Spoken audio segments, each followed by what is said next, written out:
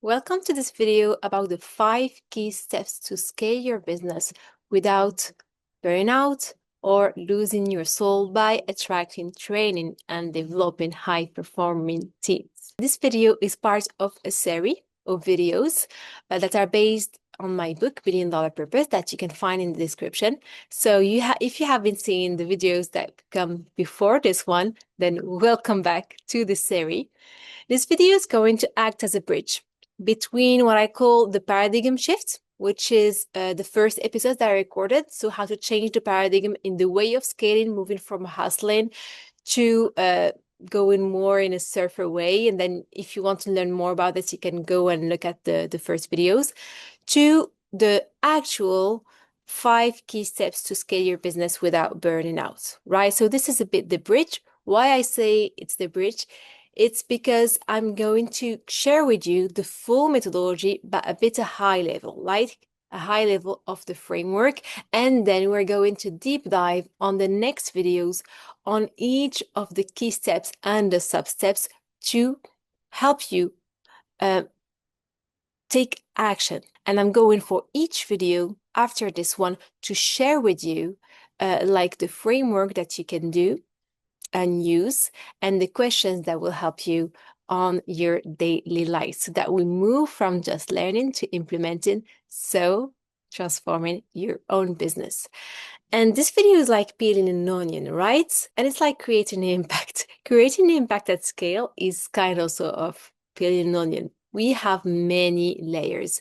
And this is what I discovered from working with an array of people and businesses, is that understanding this approach that I'm going to share with you works best going step by step. So going high level and then deep dive in. So before the deep dive on the next episodes, let's peel back just a few more layers after the change of paradigm that we just did before. And if just new and like, what change of paradigm she's talking about? I've never heard about this. Don't worry, you're going to understand everything in this video. No need to go back to understand the 5 key steps that will help you scale without burning out. So before sharing with you the 5 key steps, what I want to share with you as well is that those steps and this approach works well following the order. Step 1, then step 2, then step 3, right? Because each step is a prerequisite to the success of the next one. For example, to enable your team to take decisions at their level, it's important to ensure an alignment on the mission first, right? So that everyone goes in the same direction. Sounds obvious, but sometimes we skip the steps even when it's obvious and when we understand that it's obvious. So, happy. I'm so happy to share with you that here. The first step is to scale your mission. The first step to scale your purpose-driven business is to scale your mission. So what do I mean by that? Scaling your mission is not just transforming your mission to something completely different. No, it's refining and evolving as your company grows. And what does it involve? It involves reassessing your purpose, integrating your stakeholders' voices, and clarifying key areas of focus. And I'm going to have one video for each one of those on the series. Reassessing your mission, integrating stakeholders' voice, clarifying key ideas, one video each. And here, I want to share with you an example of a company that successfully managed to successfully scale by scaling its mission. This company is Patagonia. You probably already have heard about it before. And what they did is they scaled their mission from being an outdoor gear to being environmental activists. The way they do it is like they embedded sustainability into their business model. And this shift attracts value-aligned customers. This shift strengthens employee commitments, and it's also fueled long-term success. So why caring about that? I think probably if you landed in this video already cared about that, but let me share with you additional reasons that are more result-driven. So everything is result-driven, is just like, it's more tangible. So the mission's alignment of Patagonia, they delivered with that tangible business advantage. They were able to scale to 1+ billion annual revenue, proving that mission-driven brands attract loyal and high-value customers. So the customer, they come back. And this is really smart, and go into deep dive into why it's really smart on the next videos. They have 4% employee turnover. Do you imagine what this can do for your business? Having like your talent that stay over time and their expertise compounds over time, and they know how to work together and don't lose money into recruiting all the time and energy into recruiting all the time. Can you even imagine? So by having 4% employee turnover, they demonstrate that a strong mission fosters retention and high-performing cultures. And we know what goes with that, and going to deep dive into the next videos. I just don't want to keep this one shorter. And they donated more than 100 millions to environmental causes. And this reinforces their brand credibility, their impact, and it strengthens their customers and their stakeholder trust, because they're not just saying things, they're doing it. So Patagonia success, they proved that a well-defined mission is more than just a statement. It's a powerful growth strategy, and the way you can apply it to your own company is going to be described in the next videos. Okay, so let's move to step 2, scale your talent attraction and retention. Step 2, scaling. When you scale your talent attraction and retention, what does it mean exactly? It means, first, prioritizing retention as a competitive advantage. As we said, like when you have people that stay longer and also plan to stay longer, that they give more. Building a value-driven brand and culture that attract the right people, and hiring and onboarding on the right fit, so that people that come in like stay. When they're the right fit, we want them to stay. We don't want to leave because of a bad onboarding. This is so costly for your business, because to recruit them, you spend so much energy, you spend so much money, and then they arrive and you don't onboard them well. What? And it happens. It happens. And I want to bring an example of a company here that also successfully retain and attract the right people to scale their business. This company is Salesforce. They have a culture that's called Ohana, right? And the Ohana culture, it emphasizes on trust. It emphasizes on customer success, on innovation, and equality. Those are not like values to copy, because you cannot copy a company by copying its values. The value of the company are really linked to the founder, really linked to the company itself. So you cannot just say, oh, they have this, then I'm going to copy this value and it will work on my business. This doesn't work this way. And we're going to deep dive into it, into the next video, on how to build the values for yours and how to live those values for yours. So those strong values, as I said, like they were not just titles on the walls, they're actually something that they do every day. And they foster an environment where employees are empowered to excel and to become brand advocates. So more efficient marketing as well. What's the result of that? Is like their talent strategy, it enables them to retain their employees because they're aligned with company values. And this contributes to have sustained innovation, right? Because those people always see what's working, what's not working on the ground, and they have new ideas because they're in contact with their business, they're in contact with their clients, and then they know how to innovate on things and to listen to the clients. So they already know how business works, and it's just the 1% shift that changed everything. And to have this 1% shift that changed everything, you need to have people that are already at 100. Because if they need to move from 0 to 100 to understanding of your business, then you're losing 1 year each time. You're losing someone, and then keeping up with the innovation could be a bit difficult. And for their revenue, it's accelerated. They have increased their annual revenue from $1.65 billion in 2010 to almost $35 billion in 2024. And also the market capitalization, so it's not only the revenue itself, it's market capitalization that is also based on recurring revenue, on how their assets are built and they can rely on it. So market capitalization expanded significantly as well, and it grew from almost like 17 billion in 2010 to more than $310 billion by February 2025. And this success of Salesforce demonstrates that scaling talent isn't just about hiring. It's about building an environment where the right people stay, they thrive, they drive innovation, and it's not the company that we hear about the most in technology, right? But they're so strong, so powerful. And the good news is like you can apply the same principles to your own organization, whatever level you are at. Would that be just started out, you have a company of 100 people, of 200, of 10 people, of 2,000, whatever size of your company, this works. And we're going to see on the next videos, and the video that is focused on client talent, attraction and retention, how to do it, how you can do it as well. Okay, now let's move to step 3. And step 3 is to scale yourself as a CEO. So scaling your company requires you to scale yourself first, because as your business grows, so do the challenge of your business. So do the number and the complexity of problems. So your ability to lead must also evolve accordingly, right? And what does it mean? It means expanding your power and your ability to hold, and your ability to manage your emotion.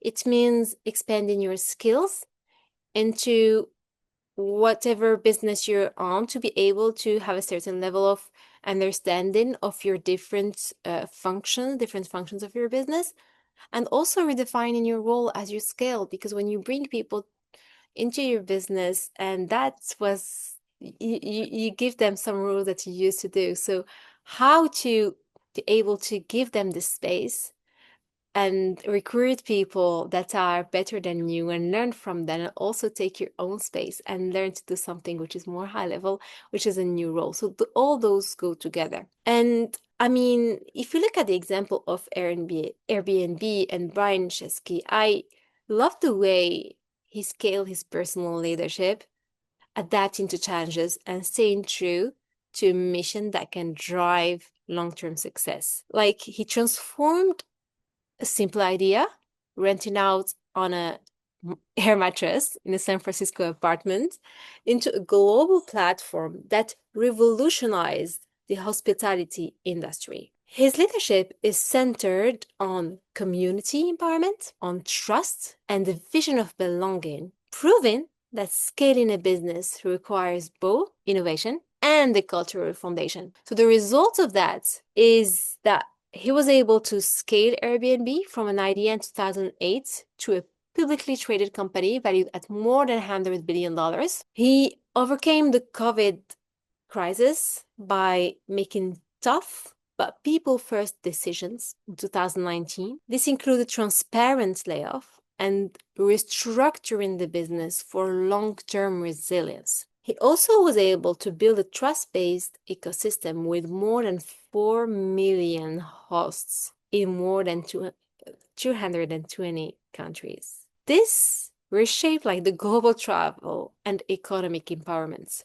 And his journey, it proves that personal growth at the top translate directly into business scalability. And I'm sharing with you in the videos that are specific to scaling yourself in order to scale your company that are on the series. I'm going to share with you specific way on how to do it. I'm not going to leave you there, don't worry.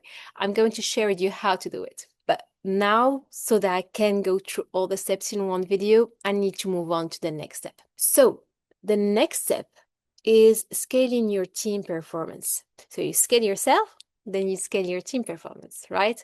So high-performing, engaged teams come also from the same levers that you use for you, scaling their power, scaling their skills, and scaling their roles.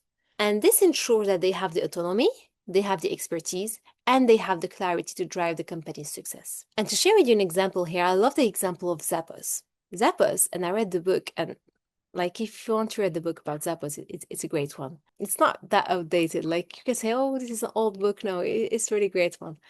So back to the example of Zappos, they exemplify how empowering employees, fostering continuous learning, Defining purposeful roles create a world-class team.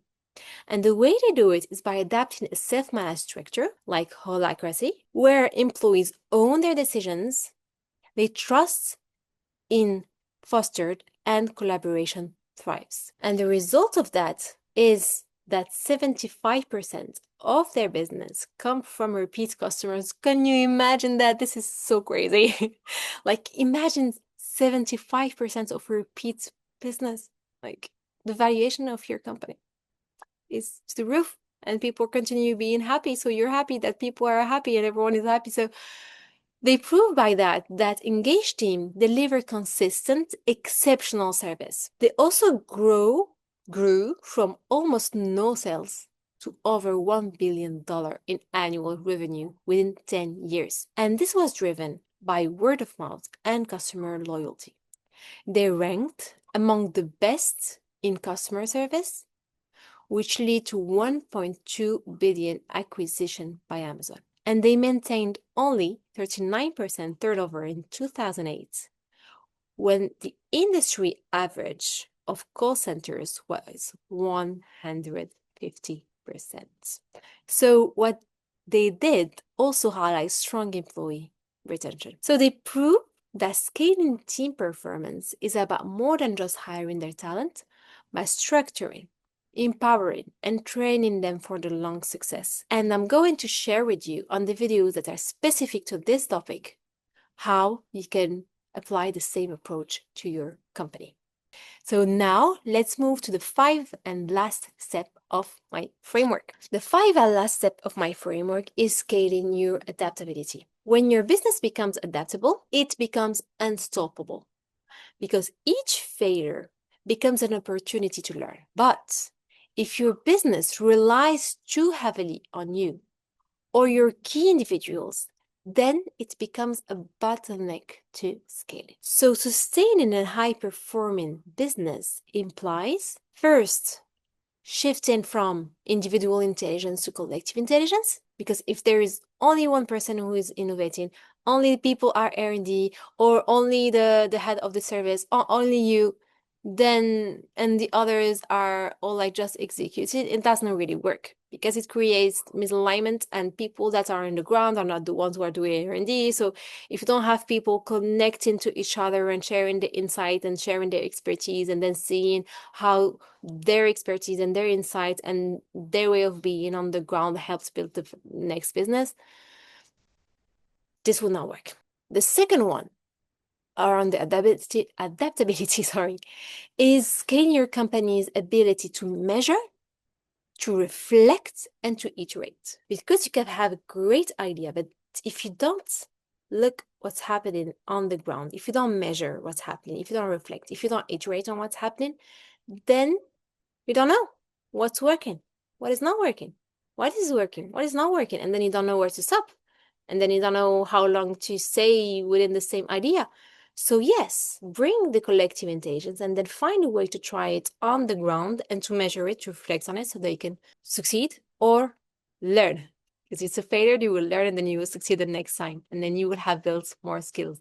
But actually have something that captures that. If you don't capture that, if you don't know if it was a success, if it was a failure, if that's worked, doesn't work, if then you're going to lose time, you're going to lose energy, you're going to lose money, you're going to lose a lot of things while your competitors are really focused on what to do. And the third thing that is implied by sustaining high-performing business, it implies ensuring a business that can run without you giving you also the freedom to exit at any time. Yeah, of course.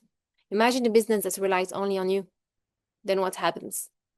Even if you want to sell your business, then investors will come and see, okay, everything relies on you. And if you remove this key person, what happens to the business? It collapses. But they know that you're selling the business to not be on the business. So what do we do here? Right? So it's important to have a collective of people on which the business relies and also the systems that support that so that no one is irreplaceable, even you. And that also requires working on yourself. So this is why I say step by step, working on yourself, scale yourself to scale your business, because when you don't scale, it's like, oh my God, like if you remove myself from a business, then yeah, I don't have any value anymore, whatever. So we don't want to go into that. We want your business to be able to run without you. And this is great and really great for you. So let's take an example here as well, which is Toyota. Toyota exemplifies the power of scaling collective intelligence because of an initiative that they call Gaia sessions. And those Gaia sessions is a place where all employees can actively collaborate to solve challenges within the same sessions. And this ensures innovation and resilience. And they also have, so this goes with the collective intelligence. And the second part that they have around iteration that I just talked about is the continuous improvement to what they call the Kaizen. And the Kaizen, it embeds iterative practices that balance short-term performance with long-term sustainability. This is what enables the company to be adaptable in a dynamic market. So this, as a result of that, and I love Toyota, we have a car in my house that is a Toyota. I love Toyota. So Toyota's ability, adaptability, are able to deliver measurable business success. And I will cite three of them. One is the operational excellence. They were able to reduce production lead time by 50% and decrease the productivity by 20% through the Kaizen and Gaia sessions. They were able to have a sustainable leadership by, and then they sold more than 15 million hybrid vehicles, which contributes to reducing CO2 emissions by over 120 million tons globally. They were also able to grow financially, and they achieved record sales of 10.3 million vehicles in 2024, maintaining both market leadership and resilience in a competitive industry. And Toyota, what they proved is that adaptability is not just about reacting to change, but embedding resilience into the company's DNA. And in the next videos, and it will be the last part because it's the last step, I'm going to show you how you can do it as well for your business. I'm going to share with you the steps. I'm going to share with you the questions. I'm going to share with you like the frameworks that you can use and use in your business and take action to transform your business. So this is the end of this video. And you will find the book in the description if you want it. You will also find the cheat sheets that brings like, they have all the methodology that I'm going to describe in all the videos, so you can download that. And the cheat sheets are free, so you can download it for free. You click on the same link of the book, but then the cheat sheets are free. And yeah, let's see you on the next video. You can subscribe if you want to go back to the series later, and then I don't know if you're going to find it on YouTube or not. So just subscribe and it's going to show up easily next time if you are a subscriber. Thank you for your attention and see you on the next video where we're going to deep dive on the step 1, which is scaling your mission. I'm going to share with you practical tools and way of doing it so that it acts as a transformative way for your business to scale it without burnout. Take care.